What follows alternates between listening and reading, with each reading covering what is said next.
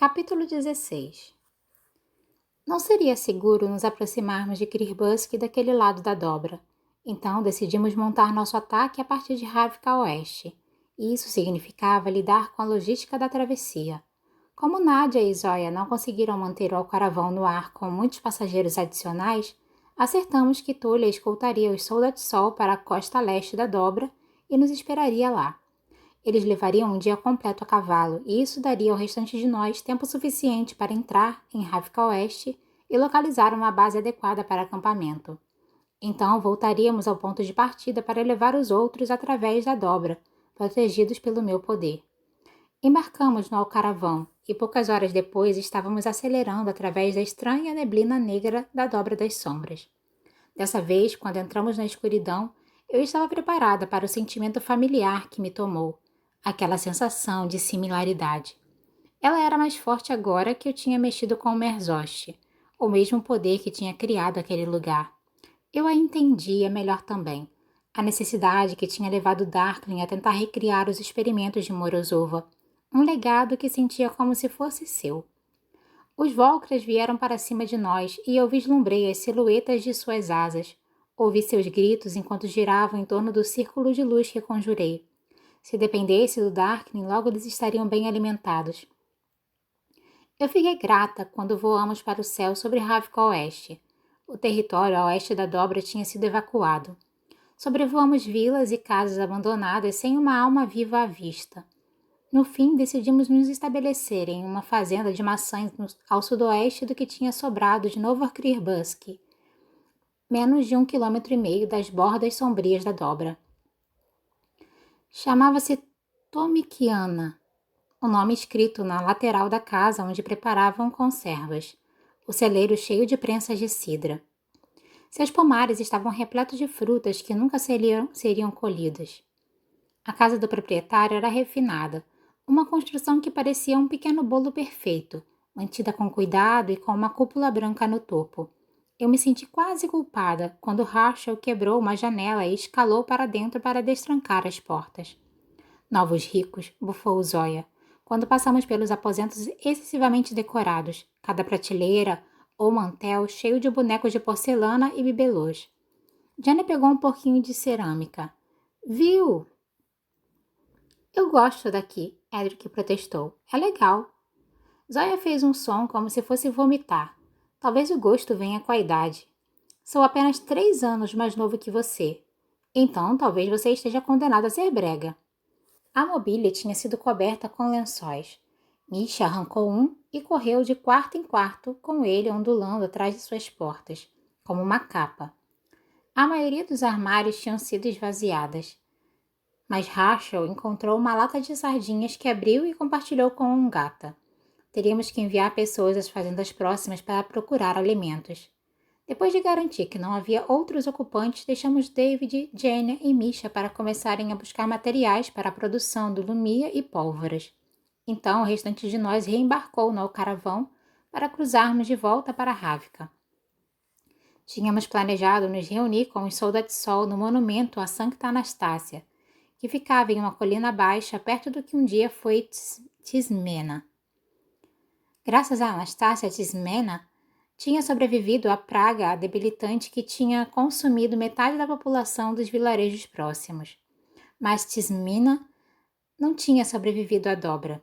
Ela tinha sido engolida quando os experimentos desastrosos do herege negro criaram o não-mar. O monumento era um pouco perturbador. Uma mulher gigante de pedra ascendendo da terra, braços abertos, seu olhar benevolente, fixo no vazio da dobra. Anastácia, diziam os rumores, tinha salvo incontáveis cidades da doença. Será que ela havia realizado milagres ou era simplesmente uma curandeira talentosa? Tinha alguma diferença? Chegamos antes dos Soldat-Sol, então aterrissamos e acampamos de noite. O clima ainda estava quente o suficiente para não precisar de tendas. Por isso esticamos nossos sacos de dormir perto do pé da estátua, próximo a um campo irregular enfeitado de pedregulhos vermelhos. Mari levou Herschel com ele para tentar achar caça para o jantar. Ela era escassa aqui, como se os animais suspeitassem tanto do não-mar quanto nós. Eu enrolei um chale em volta dos meus ombros e desci pela colina até a borda do litoral negro.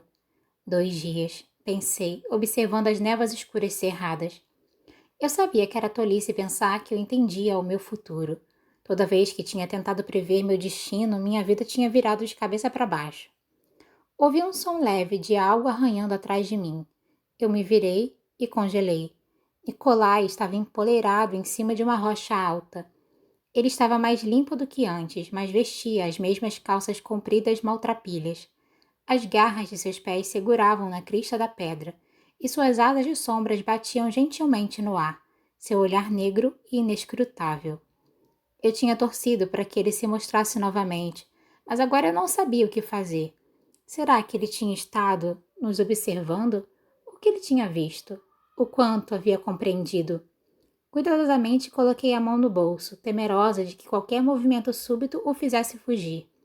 Estiquei minha mão, a esmeralda Lentsov repousando em minha palma. Ele franziu o rosto, uma linha aparecendo entre suas sobrancelhas. Então dobrou suas asas e saltou silenciosamente da rocha. Foi difícil não me afastar. Eu não queria ficar com medo, mas o modo como ele se movia era tão inumano. Ele andou lentamente na minha direção, olhos fitando o anel. Quando estava a menos de 2 passos de distância, inclinou a cabeça para o lado. Apesar dos olhos negros e das linhas de tinta pulsando em seu pescoço, ele ainda tinha um rosto elegante. As maçãs do rosto delicadas de sua mãe, a mandíbula forte que devia ter vindo de seu pai embaixador. Sua cara ficou ainda mais fechada. Então, ele esticou a mão e pegou a esmeralda em suas garras.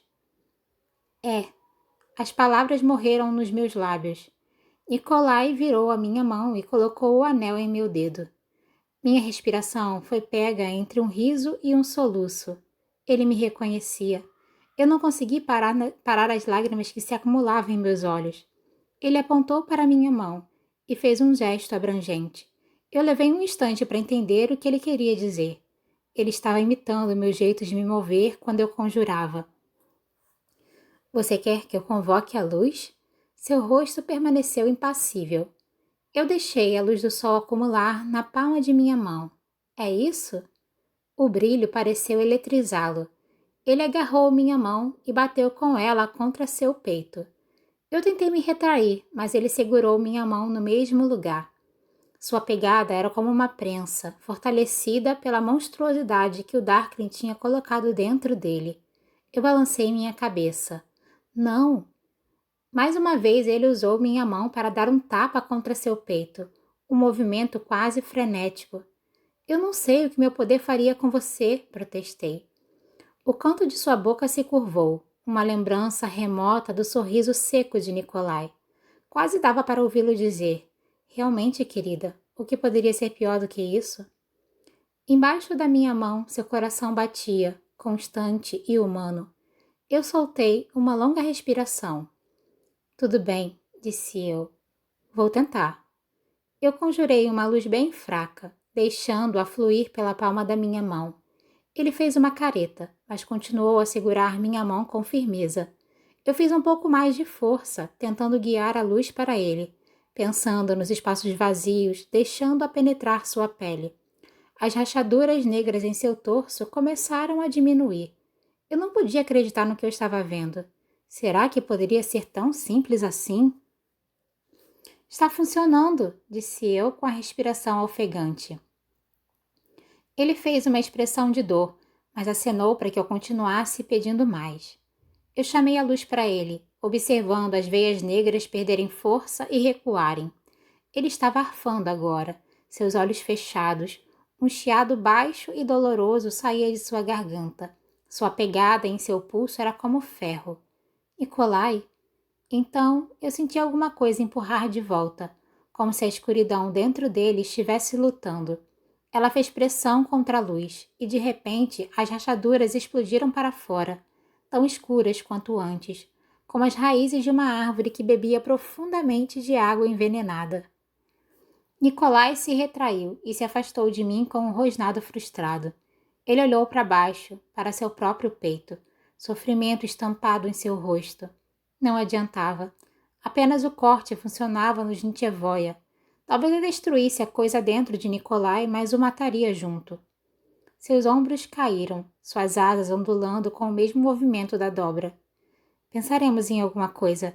David pensará em uma solução ou encontraremos um curandeiro. Ele desabou para uma posição agachada, cotovelos apoiados nos joelhos, rosto enterrado nas mãos. Nikolai tinha parecido infinitamente capaz, confiante em sua crença de que todo problema tinha uma solução e ele seria capaz de encontrá-la. Eu não aguentava vê-lo assim, quebrado e derrotado pela primeira vez. Eu me aproximei dele cautelosamente e me agachei. Ele não conseguia me encarar diretamente. De modo hesitante, me estiquei e encostei em seu braço, pronta para me retrair se ele ficasse assustado ou irritado. Sua pele era quente, a sensação que transmitia inalterada apesar das sombras escondidas sob ela. Eu deslizei meus braços em torno dele, tomando cuidado com as asas que rufavam em suas costas. Desculpe, sussurrei. Ele encostou sua testa em meu ombro. Eu lamento tanto, Nikolai. Ele soltou um breve suspiro estremecido. Em seguida, inspirou e seu corpo ficou tenso. Ele girou a cabeça. Senti sua respiração em meu pescoço, o arranhar de um de seus dentes embaixo da minha mandíbula. Nikolai, seus braços me apertaram forte. Suas garras foram cravadas nas minhas costas. O rosnado que saiu de seu peito era inconfundível. Eu o empurrei para longe e me levantei rapidamente. Pare! Eu disse com força. Suas mãos se flexionaram. Seus lábios se retraíram para revelar suas presas de ônix. Eu sabia o que estava vendo nele. Apetite. Não faça isso, implorei. Esse não é você. Você pode controlar isso. Ele deu um passo em minha direção, soltou outro rosnado animal retumbante. Eu levantei minhas mãos. Nikolai, falei em tom de aviso. Terei de sacrificá-lo. Eu vi o momento em que a razão retornou. Seu rosto se contorceu em horror pelo que tinha desejado fazer, o que alguma parte dele provavelmente ainda queria fazer. Seu corpo estava estremecendo com o desejo de se alimentar. Seus olhos negros inundados de sombras cintilantes. Seriam lágrimas? Ele cerrou os punhos, jogou a cabeça para trás. Os tendões de seu pescoço enrijeceram. E então ele soltou um grito ecoante de desespero e raiva. Eu já tinha ouvido aquilo antes, quando Darklin conjurou os Nitevoia, o rasgo no tecido do mundo, o lamento de algo que não deveria existir. Ele se lançou pelo ar e voou diretamente para a dobra. Nikolai! Eu gritei.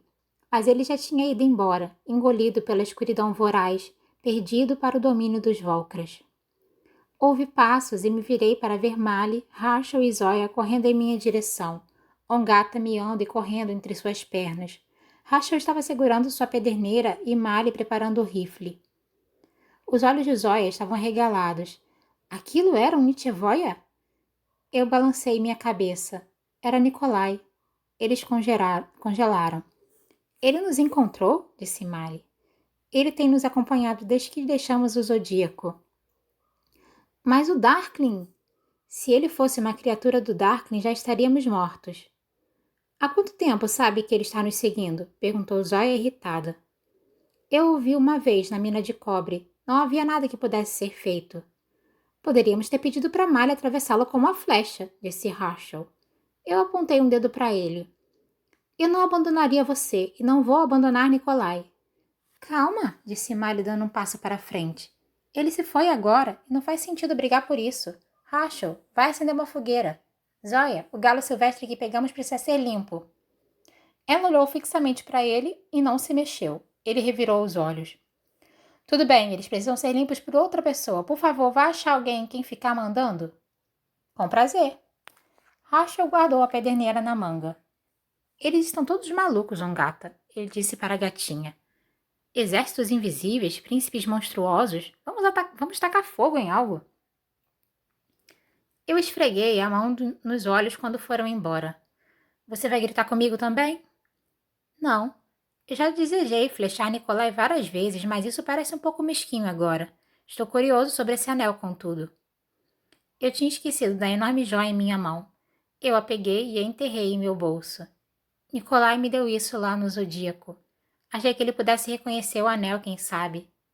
E deu certo? Acho que sim, antes dele tentar me devorar. Santos. Ele voou para dentro da dobra. Você acha que ele queria se matar? Eu não sei. Talvez seja simplesmente um destino de férias para ele agora. Nem sei se os Valkyries o veriam como presa. Me apoiei na rocha onde Nikolai tinha estado empoleirado, fazia apenas alguns minutos.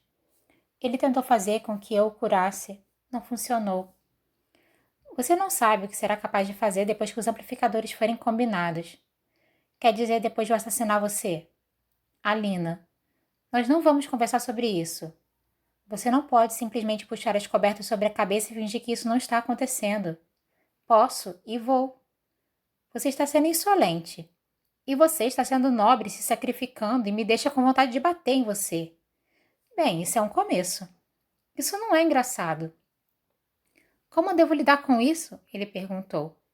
Eu me sinto nobre ou mártir, ou só me sinto... O quê? Ele jogou as mãos para o alto. Com fome. Está com fome? Sim, ele retrucou. Estou com fome e cansado e tenho razoável certeza de que Tolha vai comer aquele galo inteiro. Eu não me aguentei. Caí no riso. Zoya me avisou sobre isso. Ela fica de mau humor quando está com fome também. Não estou de mau humor. Amuado, eu corrigi graciosamente. Não estou amuado.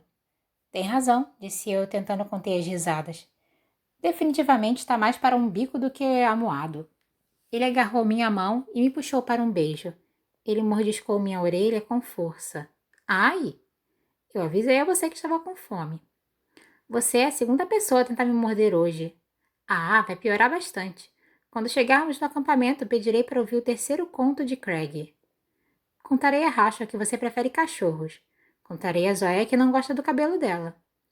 Continuamos assim até voltarmos ao caravão, empurrando e zombando um do outro, sentindo diminuir um pouco do peso das últimas semanas. Mas quando o sol se pôs e eu olhei por cima do ombro para a dobra, me perguntei que coisas humanas ainda restariam além das suas margens, e se elas podiam ouvir nossos risos. Os soldados de sol chegaram mais tarde naquela noite e só conseguiram tirar algumas horas de sono antes de partir no dia seguinte. Estavam cautelosos quando entramos na dobra, mas eu esperava que reagissem de maneira pior, agarrando imagens sagradas e cantando preces. Quando demos nossos primeiros passos para a escuridão e deixei a luz inundar a área ao nosso redor, eu entendi. Eles não precisavam implorar para ser santos. Eles tinham a mim. O alcaravão flutuava bem acima de nós. Dentro da redoma brilhante que eu tinha criado, mas eu tinha escolhido viajar pela areia para poder praticar curvas à luz dentro dos limites da dobra. Para os soldados de sol, essa nova demonstração do poder era mais um milagre, prova adicional de que eu era uma santa viva. Eu me lembrei do argumento do Aparat. Não há poder maior do que a fé, e não haverá um exército maior do que aquele impulsionado pela fé. Rezei para que ele estivesse certo, que eu não fosse apenas outro líder aceitando sua lealdade e recompensando-a com mortes honradas e inúteis. Levamos boa parte naquele dia e da noite para cruzarmos a dobra e escoltar todos os soldados de sol até a costa oeste. Quando voltamos a Tomikiana, David e Jenny tinham tomado conta do lugar. Na cozinha, parecia que uma tempestade tinha passado por ali. Panelas borbulhantes cobriam o fogão e uma enorme chaleira tinha sido trazida da prensa de cidra para servir como recipiente de resfriamento. David estava montado em um banquinho perto da grande mesa de madeira, onde os servos provavelmente tinham rolado massa fazia apenas algumas semanas. Agora a mesa estava coberta de vidro e metal, manchada de alguma substância parecida com piche e incontáveis pequenas garrafas de uma lama amarela de cheiro terrível. Isso é seguro? Perguntei para ele. Nada é completamente seguro. Isso é reconfortante. Ele sorriu. Ainda bem. Na sala de jantar, Jenny tinha montado seu próprio espaço de trabalho, onde ajudava a construir latas para Lumia e fundas que pudessem atirá-las. Os demais poderiam ativá-las o mais tarde que a coragem lhes permitisse durante o ataque. E se algo acontecesse comigo na dobra, talvez ainda tivessem luz suficiente para escapar. Todos os objetos de vidro da fazenda tinham sido confiscados. Taças, copos de vinho e licor, uma coleção elaborada de vasos e uma travessa no formato de peixes. O conjunto de chá tinha sido preenchido com parafusos e anéis, e Misha estava sentado de pernas cruzadas em uma cadeira de seda acolchoada, desconstruindo celas com gosto e organizando tiras e pedaços de couro em pilhas cuidadosas. Rachel foi enviado para roubar alimentos de propriedades próximas, um trabalho para o qual era estranhamente talentoso. Eu trabalhei com Jenny e Misha na maior parte do dia. Nos jardins, os aéreos praticaram a criação de um lençol acústico.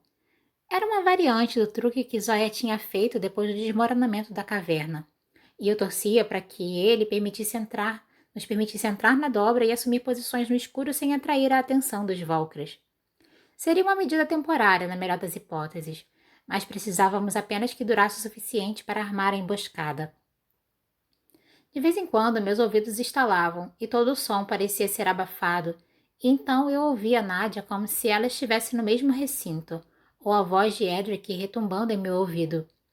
Os estalos de armas de fogo flutuaram até nós, vindos do pomar onde Mali e os gêmeos escolhiam os melhores atiradores dos Soldat-Sol. Precisávamos ser cautelosos com a munição, então eles usavam suas balas com parcimônia. Mais tarde, ouvi-os na saleta estudando armas e suprimentos.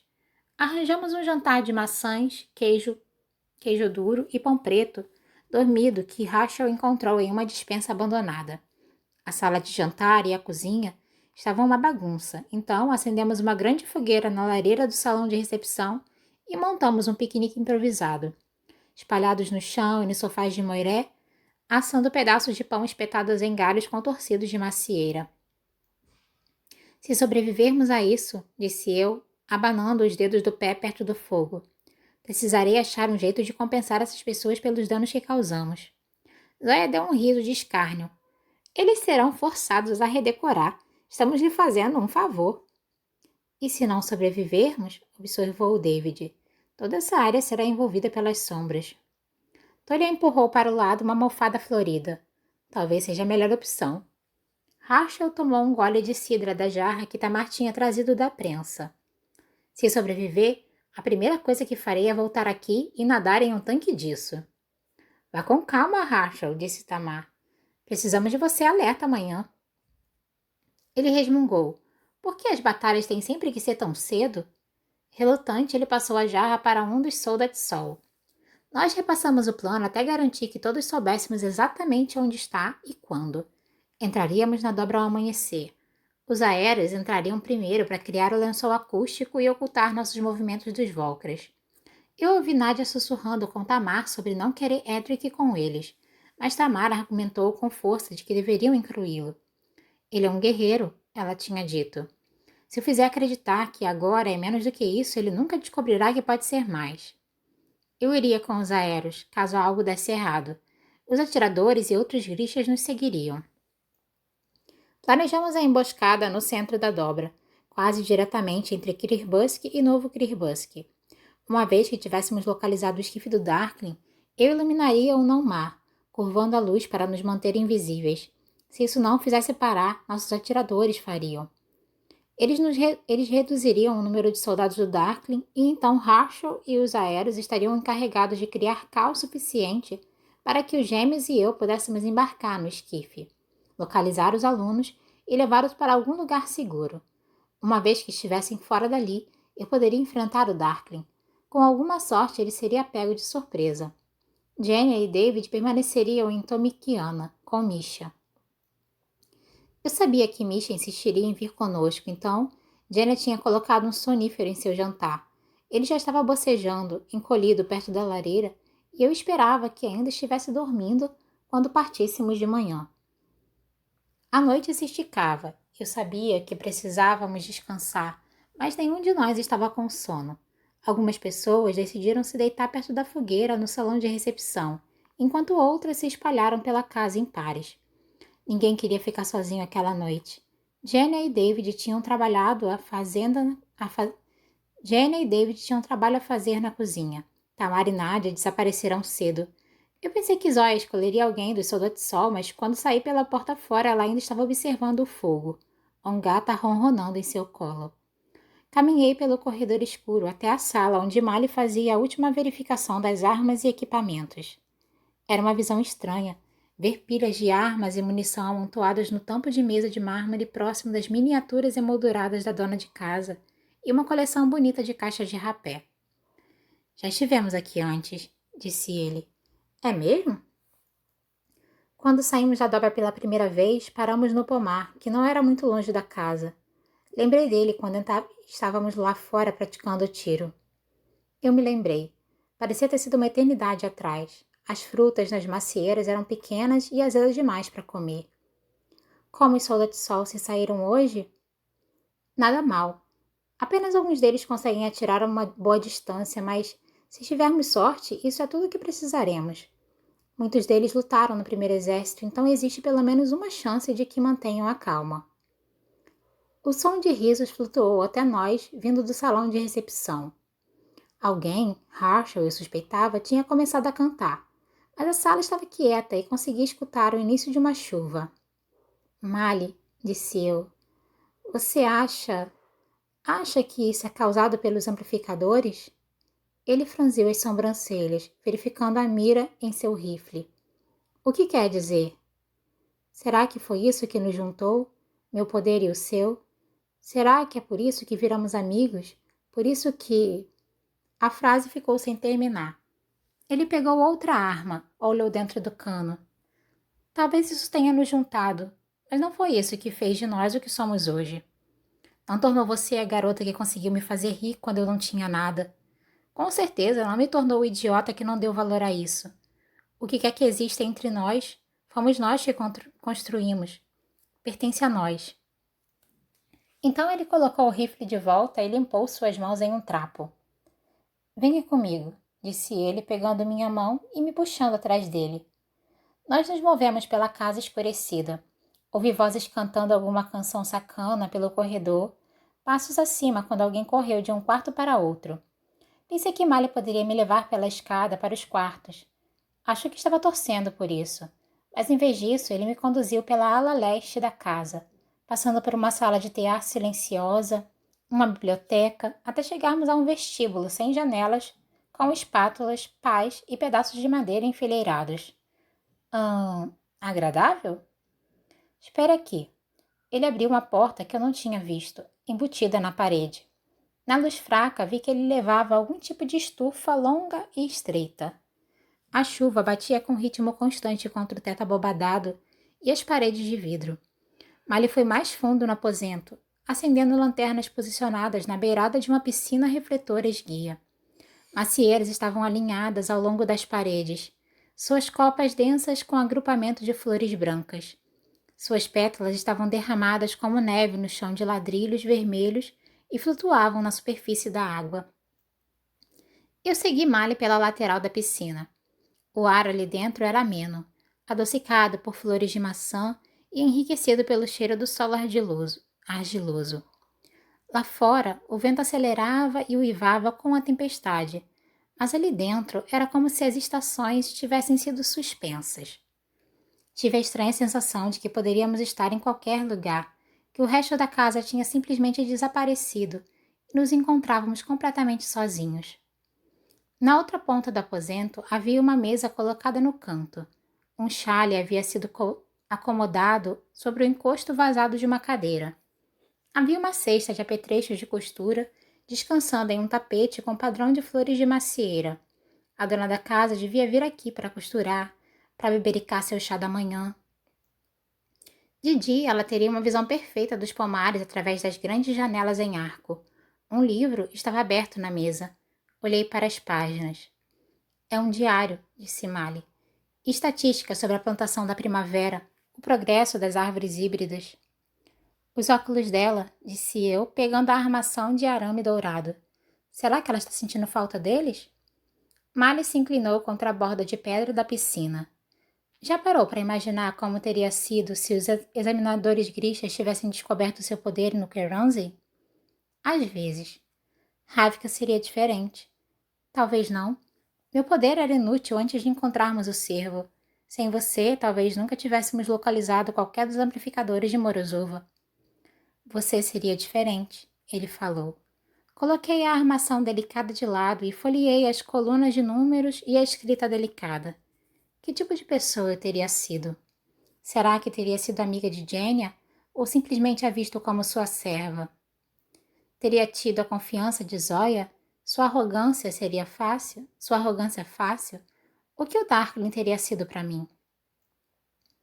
Posso contar a você o que teria acontecido? Disse eu. Vá em frente. Fechei o diário e me virei de volta para Mali, apoiada na ponta da mesa. Teria ido para o pequeno palácio e teria sido mimada e paparicada. Teria jantado em pratos dourados. Nunca teria tido dificuldades em usar meu poder. Seria como respirar, o jeito que sempre deveria ter sido. E com o tempo, teria esquecido de Keramzin. E de mim. De você nunca. Ele levantou uma sobrancelha. Talvez de você, admiti. Ele riu. O Darkling teria procurado pelos amplificadores de Morozov inutilmente, em vão. Até o dia em que um rastreador, um Zé Ninguém, um órfão ou de Kazatsia viajasse para o gelo de Tisbia. Está assumindo que eu não morri na dobra? Na minha versão, você jamais foi enviado para a dobra. Quando você contar a história, você pode morrer tragicamente. Nesse caso, pode prosseguir. Esse ninguém, esse desconhecido, esse órfão patético, eu já entendi. Ele seria o primeiro a avistar o cervo depois de séculos de busca. Então, é claro que o Darkling e eu teríamos que viajar para Tisbia em uma grande carruagem preta. Na neve? Seu grande trenó preto, eu alterei. E quando chegássemos a Chernast, sua unidade seria levada até a nossa nobre e exaltada presença. E seria permitido que nos falássemos ou teríamos que nos arrastar de barriga como vermes inúteis que somos? Você poderia andar, mas com extrema deferência. Eu estaria sentada em uma plataforma elevada, ostentando joias em meu cabelo e um kefta dourado. Não preto? Eu refleti um pouco. Talvez preto. Não faria diferença, disse Mali. Ainda assim, eu não seria capaz de parar de olhar para você. Eu ri. Não, você estaria trocando olhares com Zoya. Zoya está lá? Ela não está sempre? Ele sorriu. Eu teria notado você. É claro que notaria. Eu sou a conjuradora do sol, afinal de contas. Sabe o que quis dizer? Eu olhei para baixo, limpando pétalas da mesa. Você me notou em Keranzi? Ele ficou silencioso por bastante tempo, e quando olhei de relance, ele fitava o teto do vidro. Ele tinha ficado vermelho como uma beterraba. Mali? Ele engoliu em seco, cruzou os braços. Para falar a verdade, notei. E eu tinha alguns pensamentos sobre você que me tiravam o sossego. É verdade? Eu gaguejei. E me sentia culpado por eles. Você era supostamente minha melhor amiga e não... Ele deu de ombros e ficou ainda mais ruborizado. Idiota. Esse fato já está bem estabelecido e não adiciona nada à trama. Bem, disse eu, empurrando as pétalas mais uma vez. Não faria diferença se você me notasse, porque eu teria notado você. Um mero Otkazatsia? É verdade, falei calmamente. Eu não estava mais no clima de provocá-lo. E o que teria visto? Um soldado, cheio de si, com cicatrizes extraordinário. E esse teria sido o nosso início. Ele se levantou e se aproximou de mim. E esse ainda teria sido o nosso fim. Ele estava certo. Mesmo em sonhos, não tínhamos um futuro. Se de alguma forma ambos sobrevivêssemos ao dia de amanhã, eu teria de buscar uma aliança e uma coroa. Mari teria de achar um jeito de manter sua linhagem em segredo. Gentilmente, ele pegou meu rosto em suas mãos. Eu teria sido diferente também, sem você. Mais fraco, imprudente. Ele sorriu um pouco, com medo do escuro. Ele limpou as lágrimas das minhas bochechas. Eu nem tinha percebido que estava chorando. Mas não importa quem ou o que eu fosse, eu teria sido seu. Eu o beijei então, com o pesar, necessidade e anos de desejo, com a esperança desesperada de que pudesse mantê-lo ali em meus braços, com a consciência maldita de que não poderia. Inclinei-me junto dele. Senti a pressão de seu peito, a largura de seus ombros. Vou sentir saudade disso, disse ele, beijando minhas bochechas, minha mandíbula, minhas pálpebras. Do seu gosto. Ele encostou os lábios no espaço vazio atrás da minha orelha. Do seu cheiro. Suas mãos deslizaram pelas minhas costas. Do seu toque. Minha respiração parou quando sua cintura encostou na minha. E então ele recuou, fitando meus olhos. Eu queria mais para você, ele falou. Um véu branco no seu cabelo, votos que pudéssemos manter. Uma noite de casamento tradicional? Só me diga que isso não é um adeus. Esse é o único voto que eu preciso. Eu te amo, Alina. Ele me beijou novamente. Ele não tinha respondido, mas eu não me importava, porque sua boca estava na minha, e nesse momento podia fingir que não era uma salvadora ou uma santa, que podia simplesmente escolhê-lo, ter uma vida, me apaixonar, fingir que em vez de ter uma noite teríamos milhares. Eu puxei para baixo comigo, deslizando seu corpo sobre o meu, sentindo o chão frio nas minhas costas. Ele tinha as mãos de um soldado, rudes e calejadas, aquecendo minha pele, enviando impulsos vorazes pelo meu corpo que me fizeram levantar meus quadris para tentar trazê-lo mais para perto. Puxei sua camisa sobre sua cabeça, deixando meus dedos trilharem as elevações suaves de suas costas musculosas, sentindo as linhas levemente elevadas das palavras que o marcavam. Mas quando ele deslizou o tecido da minha blusa pelos meus braços, eu enrijeci, ficando subitamente e dolorosamente ciente de todas as coisas erradas em mim. Ossos proeminentes, seios pequenos demais, pele pálida e seca como uma cebola. Então, ele aninhou o meu queixo em suas mãos, seu dedão acompanhando meu lábio. Você é tudo o que jamais desejei, disse ele. Você preenche meu coração inteiro. Eu me vi, então, ácida, tola, difícil, adorável aos seus olhos. Puxei-o para mim. Senti-o estremecer quando nossos corpos se juntaram, pele contra pele. Senti o calor de seus lábios, sua língua, mãos movendo-se até que a necessidade entre nós foi esticada e tensionada, como a corda de um arco esperando ser solta. Ele fechou a mão em meu pulso e minha mente se preencheu de luz. Tudo o que via era o rosto de Mali, e tudo o que sentia era seu corpo em cima de mim, ao meu redor, um ritmo um pouco sem jeito no início, e então lento e constante como a batida da chuva. Era tudo o que eu precisava, era tudo que jamais teríamos.